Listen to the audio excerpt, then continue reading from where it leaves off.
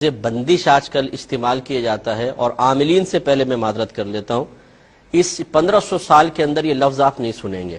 یہ جدید ایجاد ہے، یہ بندش کروا دی گئی ہے. شرعی لحاظ سے بندش کا کوئی تصور نہیں ہے.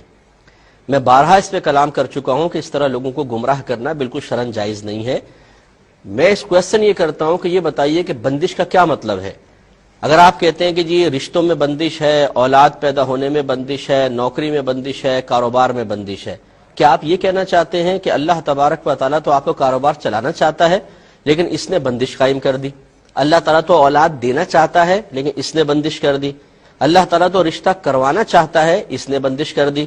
اگر یہ واقعی تصور ہے تو یہ تو کفر ہے، کیونکہ کون ہے جو اللہ تعالیٰ کے فیصلوں کو روک دے یا اللہ تعالیٰ کے فیصلوں کو بدل دے؟ اس کا مطلب یہ ہے کہ آپ یہ بندش کا لفظ کہہ کر یہ ثابت کرنا چاہتے ہیں کہ کوئی جادوگر یا عامل اللہ تعالیٰ سے بھی زیادہ طاقتور ہے، کہ اللہ تعالیٰ کسی کو اولاد دینا چاہتا ہے اور وہ اس کو روک دیتا ہے. تو اس کا مطلب تو یہ ہوا کہ یہ اللہ سے بھی طاقتور ہے، اور یہ عقیدہ کفر ہے. اور اگر آپ کے نزدیک بندش کا یہ تصور ہے کہ اللہ تعالیٰ کسی کو اولاد سے محروم رکھنا چاہتا ہے مثلا 3 سال تک، اور اس نے بھی جادو کروا دیا کہ 3 سال تک اس کی اولاد نہ ہو اور نہیں ہو رہی، یہ بندش ہے، تو پھر اس میں بندش کہنے کی ضرورت ہی کیا ہے؟ یہ تو اللہ کا فیصلہ ہے، اللہ کا حکم ہے. یہ کیوں نہیں کہتے کہ جی یہ کوئی بندش نہیں ہوتی ہے، اللہ کی مرضی سے ہو رہا ہے سب کچھ. اگر کسی کی شادی میں دیر ہے، میرے رب کی مرضی ہے. کسی کی اولاد نہیں ہو رہی، یہ میرے رب کی مرضی سے ہے. کون ہے جو اللہ تعالیٰ کے فیصلے کو بدلے؟ لا تبدیل لکلمات اللہ، لا مبدل لکلمات اللہ. اللہ تعالیٰ کے کلمات تبدیل نہیں ہوتے، اللہ تعالیٰ کے کلمات کو بدلنے والا کوئی نہیں ہے. لہٰذا اس قسم کے تصورات قائم کر کے لوگوں کے لیے ان آستانوں پر اور ان جادوگروں کے پاس جانے کے راستے کھول دینا کہ جو عزتیں بھی لوٹ رہے ہیں، پیسہ بھی لوٹ رہے ہیں، لوگوں کو پاگل بنا رہے ہیں. ضروری نہیں ہے کہ آپ اگر جواب دیتے ہیں تو سب کے سب آپ ہی کے پاس آئیں گے. لوگ لاکھوں کروڑوں لوگ ہیں جو اس قسم کے پروگرام دیکھنے کے بعد اس قسم کے جعلی لوگوں کے ہاتھوں میں لٹ رہے ہیں مسلسل.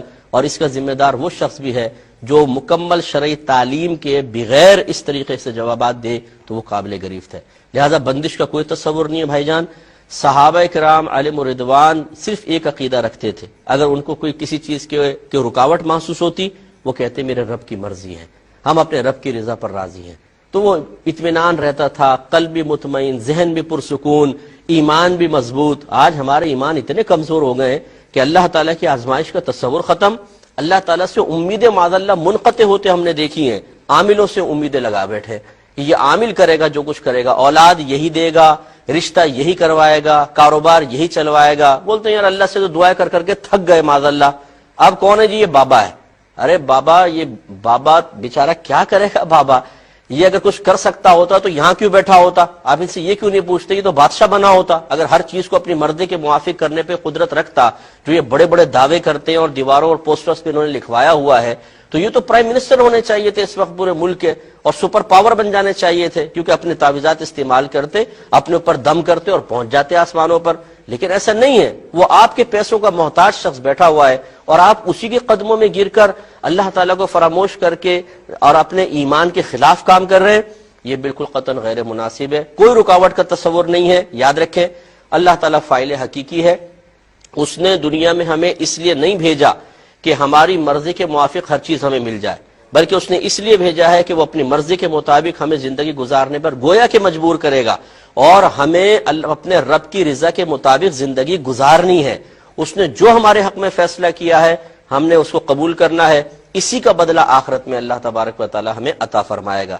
جب انسان اللہ کی رضا پر راضی نہ رہے بلکہ اس کی تمنا یہ ہو جائے کہ اللہ تعالیٰ میری مرضی کے مطابق چلے، اور پھر وہ دنیا کو جنت بنانے کی کوشش کرے کہ یہاں جو کچھ میں چاہوں مجھے مل جائے، بس یہی اس کی میجر مسٹیک ہے. اور اس نے گویا کہ نہ اللہ تبارک و تعالیٰ کی حکمتوں کو سمجھا، نہ دنیا میں آمد کے مقصد کو سمجھا، تو وہ تباہ و برباد ہوگا. ہمارا کام سمجھانا تھا. مجھے پتا ہے کہ یہ باتیں ہر ایک کی سمجھ میں نہیں آتی ہیں. آپ لاکھ سمجھا لیں، ان عورتوں نے اس قسم کے جعلی باباؤں کے آستانوں کو آباد کر رکھا ہے. وہاں جاتی ہیں، اپنی عزتیں بھی داؤ پہ لگاتی ہیں، شوہروں کا پیسہ خرچ کرتی ہیں، اور پھر ملتا کیا ہے؟ ٹھینگا. بعض اوقات وہی چیز ملتی ہے کہ جو اللہ تعالیٰ نے دینی ہے. تو اس لیے ایمان کو مضبوط رکھیں، اپنے اللہ تعالیٰ سے تعلق مضبوط رکھیں، انشاءاللہ سب کچھ حاصل ہوگا.